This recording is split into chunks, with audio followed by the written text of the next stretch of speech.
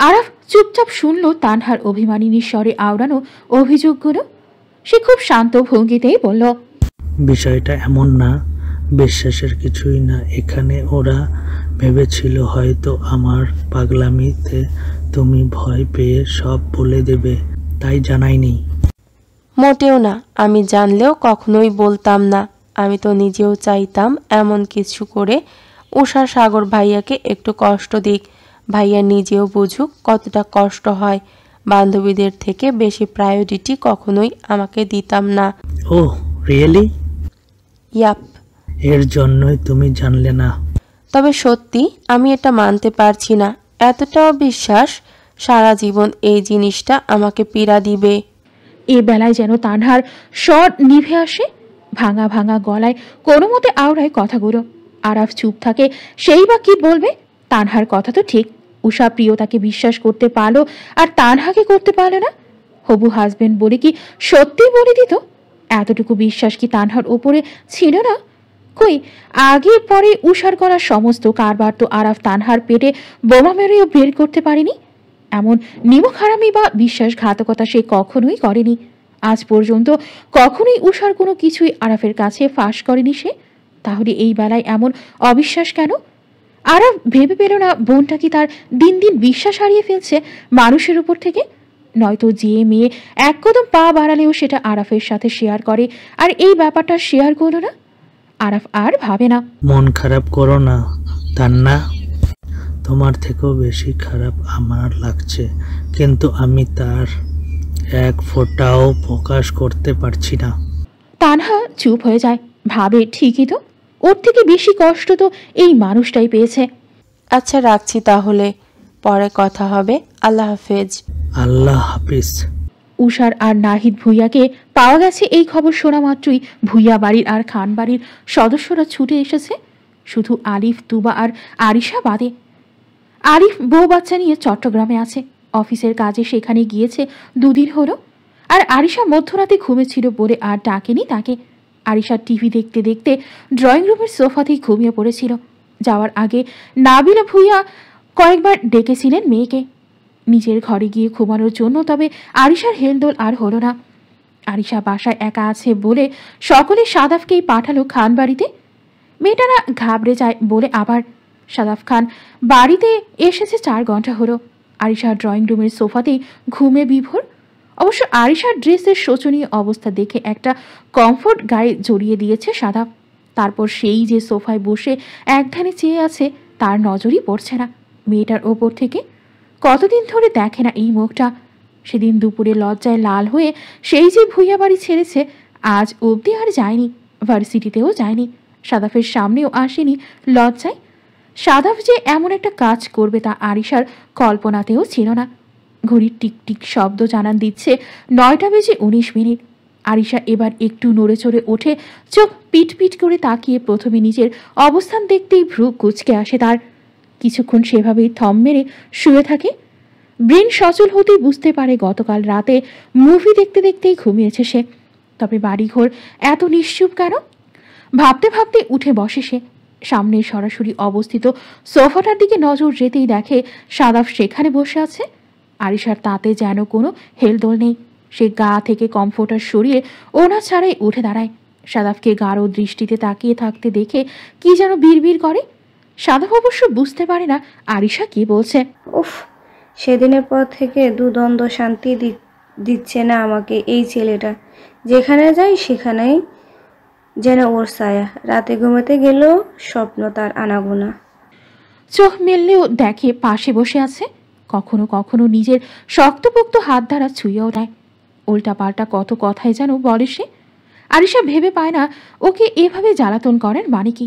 এমনিতেই মনে ঝেঁকে বসে আছে, তার উপরে হুটহাট তার উপস্থিতি আরও পীড়া দেয় মেয়েটাকে। আর এখন দেখো কেমন দূরে বসে আছে।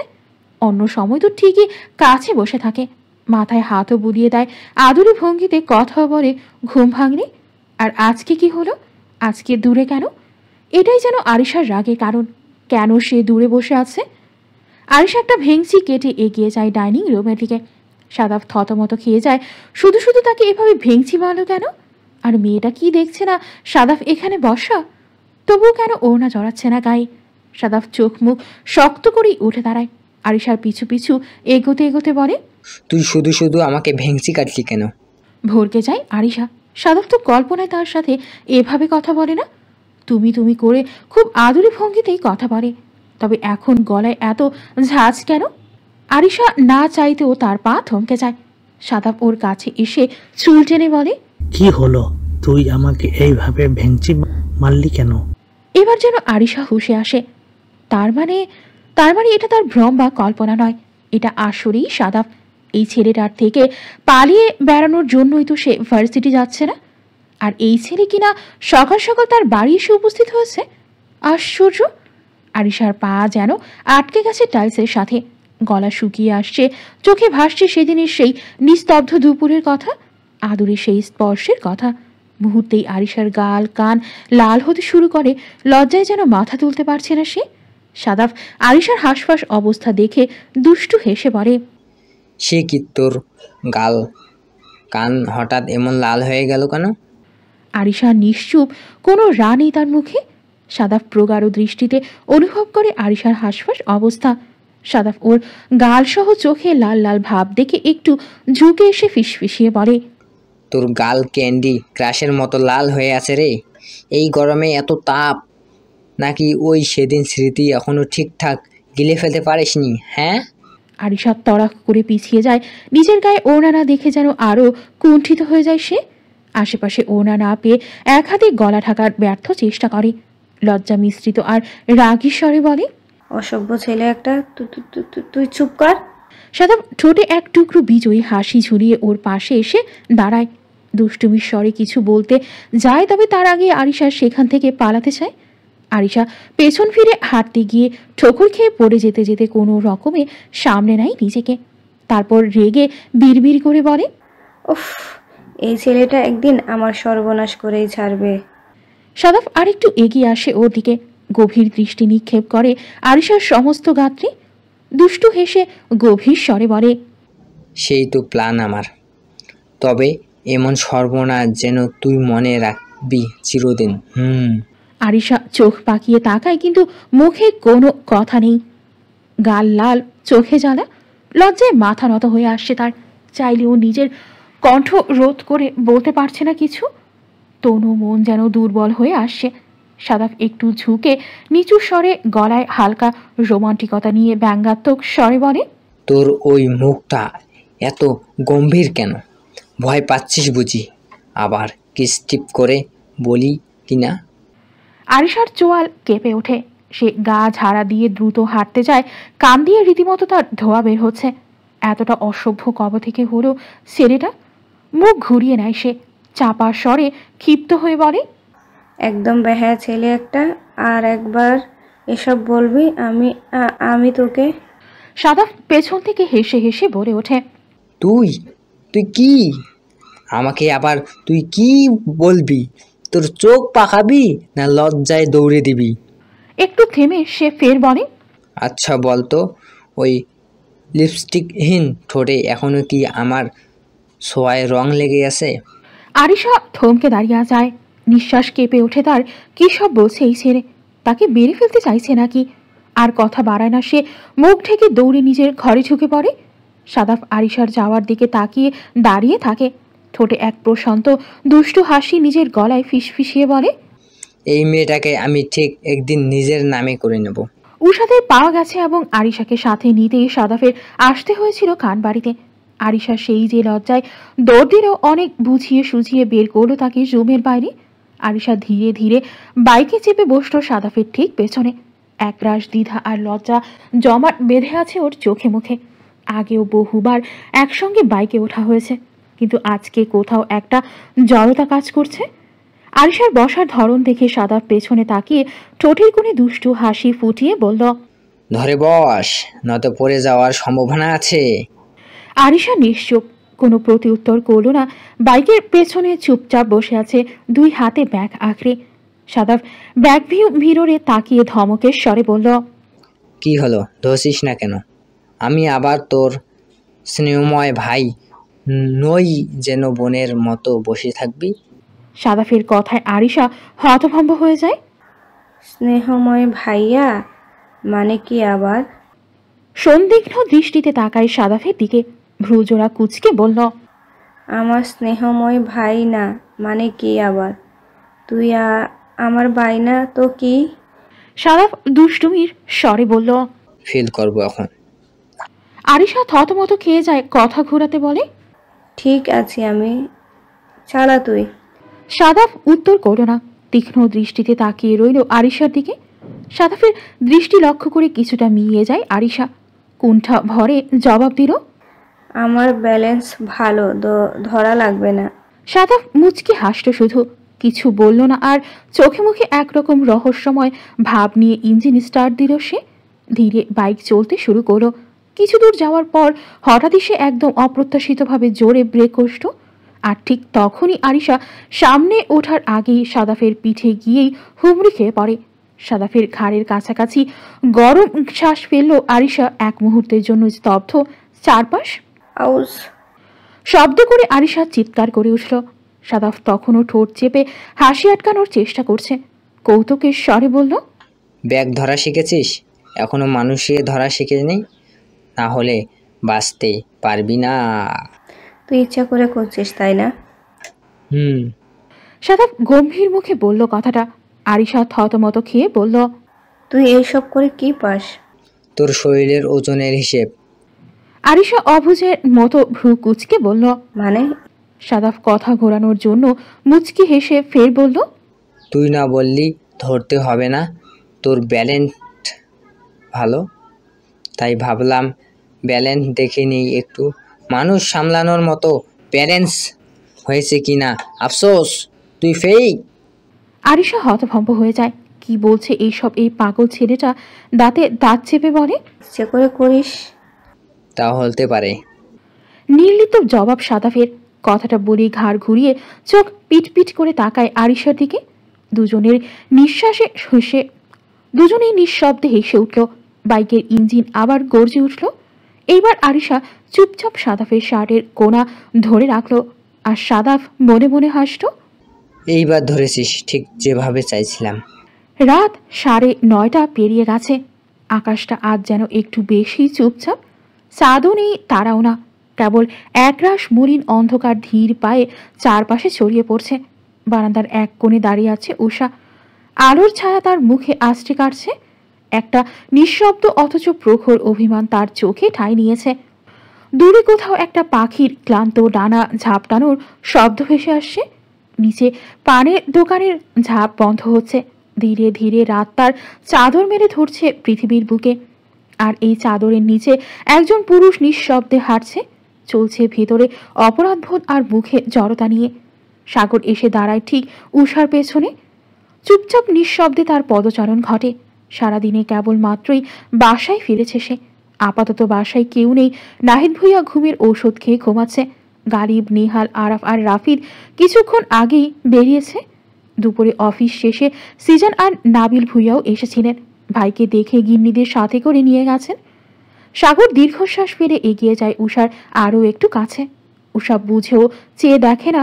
সাগরের গলার স্বর নিচু, অপরাধ বোধে জর্জরিত, তবুও প্রেয়সীকে মানানোর জন্য কণ্ঠ খাদে নামিয়ে ধীরে ধীরে বলে, উষা, আমি জানি কিছু বলার মতো মুখ নেই আমার, কিন্তু আজ এই রাতের মতো আমিও ধীরে ধীরে নিঃশব্দ হয়ে যাচ্ছি। শুধু বলবো, আমরা নিজ চোখে যা দেখি, নিজ কান দিয়ে যা শুনি, সবসময় তা সত্য হয় না। চোখের আড়ালে এমন কিছু ঘটে যা থেকে নিজেকে আড়াল করে রাখতে হয়। আমি জানি আমার অপরাধটাই বেশি।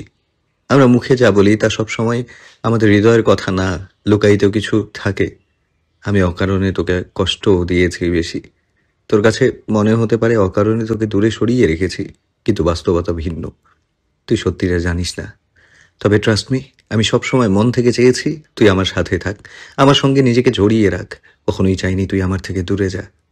সাগর একটু থেমে আবারও অস্থির ভাবে বলল, তুই চাইলে আমি আবার সব ঠিক করতে পারি। শুধু একটা সুযোগ দে। তোকে নিয়ে আমি আমার জীবনটা নতুন করে শুরু করতে চাই। এই দূরত্ব তো অনেক হলো, আর কত? উষা সরে দাঁড়ায় না, চোখও ফেরায় না, ঠান্ডা গলায় বলে, শুরু? আপনি কি ভেবেছেন সম্পর্ক কোনো গল্পের বই? পড়া বন্ধ করে রেখে দিলে সময়ের সাথে সাথে পুরনো হয়ে যাবে, আর আবার খুললেই শুরু হয়ে যাবে নতুন অধ্যায়। সাগর থেমে যায়। কিছু বলতে গিয়েও থেমে যায়। কী বা বলবে সে? এই পরিস্থিতিতে উষার এমন রিয়েক্টই আশা করা যায়। উষা ঘুরে তাকায় এবার, চোখে ঘৃণা, কণ্ঠে বিষ। আপনার আর আমার গল্পটা শেষ হয়ে গেছে আরো বহুদিন আগেই। যেখানে মনের টান নেই সেখানে বিয়ের মতো একটা পবিত্র সম্পর্ক কি করে টিকে থাকতে পারে? সাগরের ঠোঁট কেঁপে ওঠে, মাথা নিচু করে ফেলে। যে চোখে নিজের জন্য অসীম ভালোবাসা দেখে এসেছে, সেই চোখে নিজের প্রতি ঘৃণাটা সে মেনে নিতে পারছে না, সইতে পারছে না, দেখতে পারছে না। উষা এগিয়ে আসে আরও 2 কদম, কণ্ঠে ঠান্ডা আগুন। আজকে সম্পর্ক নতুন করে শুরু করার জন্য অনুরোধ করতে এসেছেন? আমাদের তো কখনো সম্পর্কই ছিল না কোনো। নতুন করে শুরু করার বা কি আছে? সব তো নিজে হাতেই ভেঙেছেন। আসলে বলুন তো, আপনার কলিজাটা কিসের তৈরি? না মানে ভাঙার পরেও এতটা নির্লজ্জভাবে জোড়া লাগানোর চেষ্টা করছেন আপনি? সাগর পাথরের মতো দাঁড়িয়ে থাকে, গভীর 2টি চোখ স্থির রাখে উষার চোখে মুখে। এই মেয়েটাকে কে বোঝাবে সত্যিটা? নিজ হাতে যখন ভেঙেছি তাহলে নিজ হাতে গড়ার সুযোগটাও দে। অ্যান্ড ট্রাস্ট মি, একটু নিরাশ করবো না সুইট বি। উষা ঠায় দাঁড়িয়ে রয়, রাগটা যেন বিষের ন্যায় সারা শরীরে ছড়িয়ে পড়ছে। আকস্মিক তেজি কণ্ঠে দাঁতের দাঁত চেপে বলে, ভুল সাগর ভাই। এই যে এই মুহূর্তে নিজের চোখের সামনে যে মেয়েটাকে দেখছেন, এই মেয়েটার সেই আগের উষা নেই। এই মেয়েটা এখন নিজের কান্না নিজের কাঁধেই বইতে শিখে গেছে। সে নিজেকে নিয়ন্ত্রণ করতে শিখে গেছে। তাকে ফেরত চাওয়ার কোনো মানেই হয় না। উষা ধীরে ধীরে পা বাড়ায় নিজের ঘরের দিকে। পেছনে চুপচাপ দাঁড়িয়ে থাকে সাগর। উষা তার সাগর ভাইয়ের সামনে আর থাকতে চায় না, পাছে নিজের দুর্বলতা না প্রকাশ পেয়ে যায়। ওই টলমলে চাহনি, গভীর 2টি চোখ, উদাস মুখশ্রী, পাগলের ন্যায় করা আচরণ আর বুকে দাগ কাটার মতো কিছু কথা, যে কথার মাঝেই লুকিয়ে আছে হাজারো রহস্য। সেসব সে শুনতে চায় না, বুঝতে চায় না, নিজের দুর্বলতা প্রকাশ করতে চায় না, সত্য মিথ্যার তফাতও করতে চায় না। কি আশ্চর্য! একটা সময় মাটি কামড়ে হলেও যার সাথে থাকতে চেয়েছে, আজকে তার কাছ থেকেই নিজেকে লুকিয়ে রাখার কতই না ব্যর্থ প্রচেষ্টা। সাগর তখনও ঠায় দাঁড়িয়ে, নিভে আসা সন্ধ্যার মতোই নেমে আসা নিঃশব্দ পরাজয়ের আধার। এভাবে হাল ছাড়ার পাত্র সে নয়। আর যখন জিনিসটা নিজের ব্যক্তিগত, তখন তো ছেড়ে দেওয়ার প্রশ্নই আসে না। উষার চলে যাওয়ার পর সাগর চুপচাপ দাঁড়িয়ে থাকে, কয়েক সেকেন্ড, কয়েক মিনিট, কে জানে। তারপর ধীরে পা বাড়ায়, নীরব পায়ে ঘর ছেড়ে বেরিয়ে যায়। কেউ কোনো শব্দ পায় না। সে চলে যাওয়ার শব্দ হয়তো কেবল দেয়াল বুঝতে পারে, কিংবা সেই মেঘ জমে অন্ধকার হয়ে থাকা আকাশ। যে জানে ভালোবাসা সবসময় চিৎকার করে কাঁদে না, কখনো কখনো নিঃশব্দে গড়ে যায়। যাওয়ার আগে বারান্দার টেবিলে রাখা একটি ছোট্ট কাগজের টুকরোয় সাগর উষার জন্য কিছু একটা লিখে রেখেছে। চিঠিটা লিখতে তার হাত কাঁপছে না, অথচ হৃদয় ফেটে যাচ্ছে। ভুল করে যদি আবার কখনো আমার দিকে আর একবার চোখ তুলে তাকাস, তাহলে তার আগে চোখ থেকে মুছে ফেলিস আমার নামটা। কারণ সেই চোখে আমি শুধু আমার জন্য ভালোবাসা দেখতে চাই, ঘৃণা না। একসময় তুই ঠিক বুঝবি আমি আসলে তোকে ভালোবেসেই হারিয়েছি, আর তুই ভুল বুঝেই দূরে সরেছিস। ইতি, যার নাম তুই ভুলে থাকিস তবুও মন ভুলে না। সাগর রুম থেকে বেরিয়ে গেছে এটা উষা বুঝতে পারেনি। অনেকক্ষণ হয়ে যাওয়ার পরেও যখন সাগর ভাই বিছানায় এলো না, উষা তখন ঘরের ভেতর বিছানায় শুয়ে কাতরাচ্ছে। একটু বেশি রাফ হয়ে গিয়েছে নাকি সে? কোনো এক অস্থিরতা, কোনো অজানা টানে উষা আবারও বারান্দায় ছুটে আসে। নিস্তব্ধ রাত, বারান্দায় কোথাও সাগরের উপস্থিতি পেল না উষা। ভেতরে একরাশ ভয় জমতে থাকে তার। পরক্ষণেই উষার চোখ যায় টেবিলের ওপরে রাখা সাদা কাগজের দিকে, যার এক কোণায় ছোট্ট ফুলের টব রাখা। কাঁপা কাঁপা হাতে কাগজটা হাতে তুলে নেয় উষা। কাগজটা হাতে নিয়ে পড়তে শুরু করে। চোখে জল জমে, কিন্তু ঠোঁটে কোনো শব্দ নেই। কেবল রাত জানে ভালোবাসা শেষ হয়েও শেষ হয় না। উষার ঠোঁটের কোণে তাচ্ছিল্যের হাসি ফুটে ওঠে। ভালোবাসা?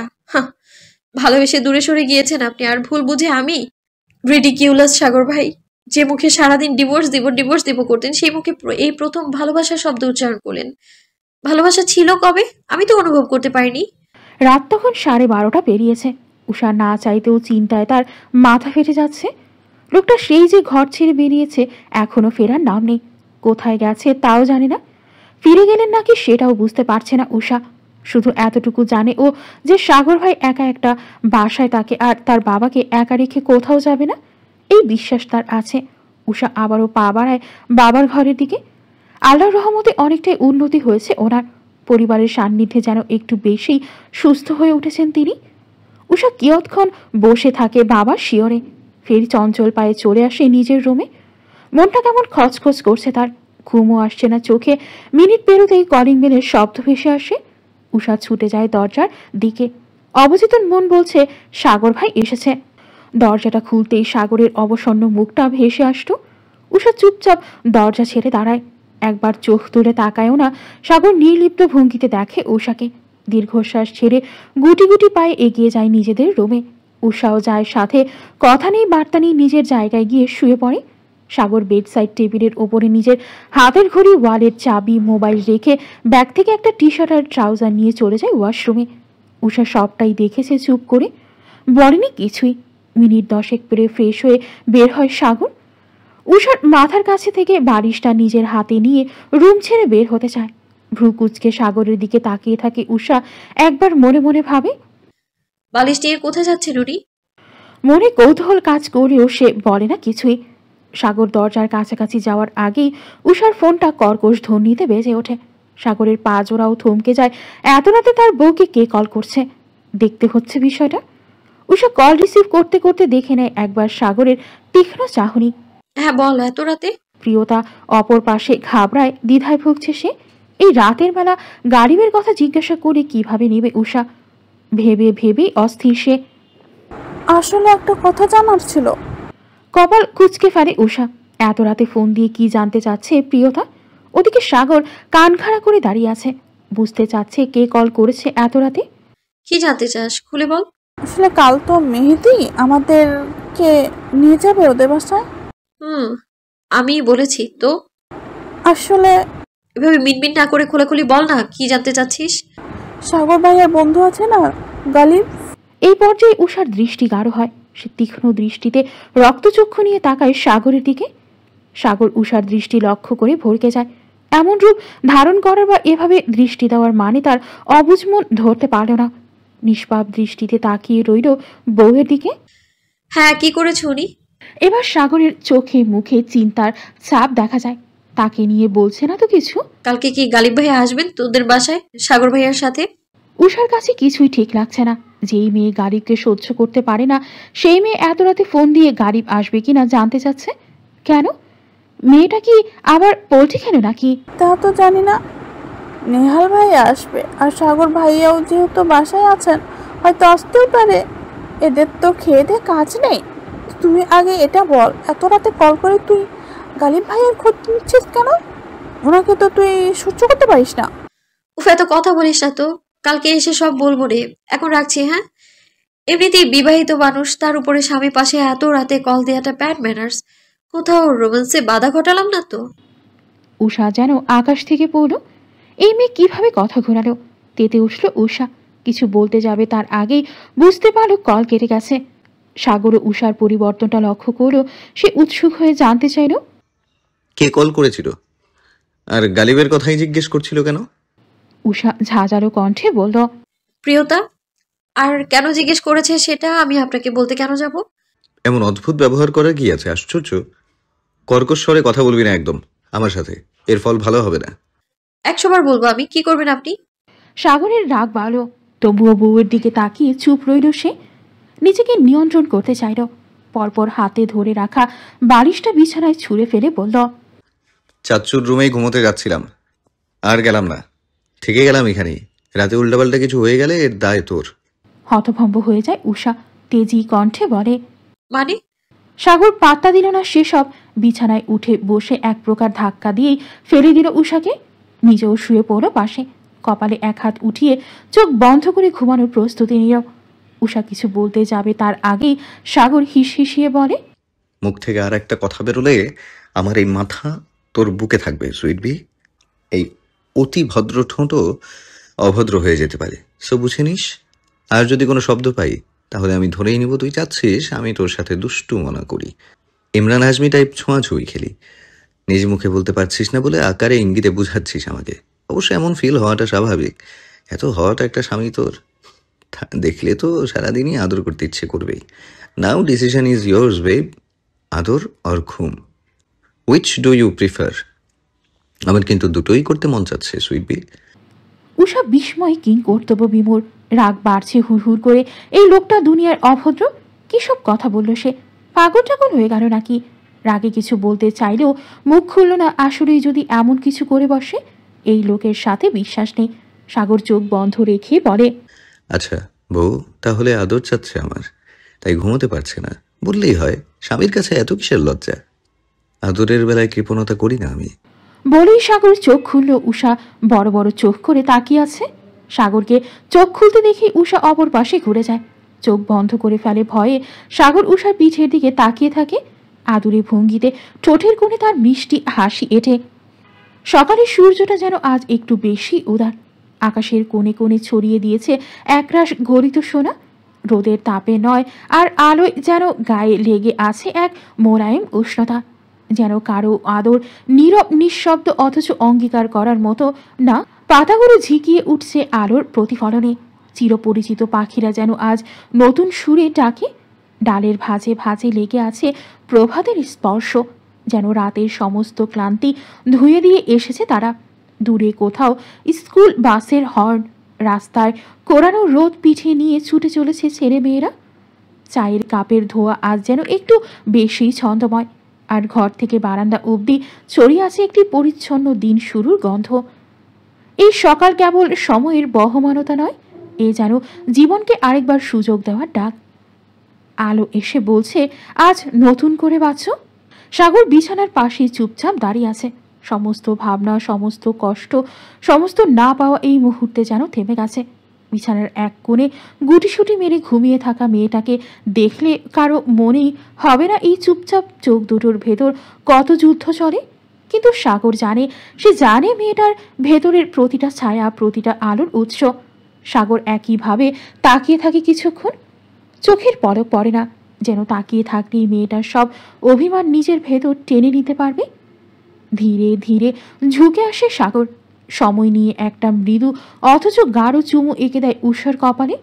অতপর হাতটা বাড়িয়ে দিয়ে আঙুল চালিয়ে দেয় চুলের ভেতর। মাথার রাখে নিজের হাতটা, যেন সেই হাতেই উষার নিরাপদ ঘুম।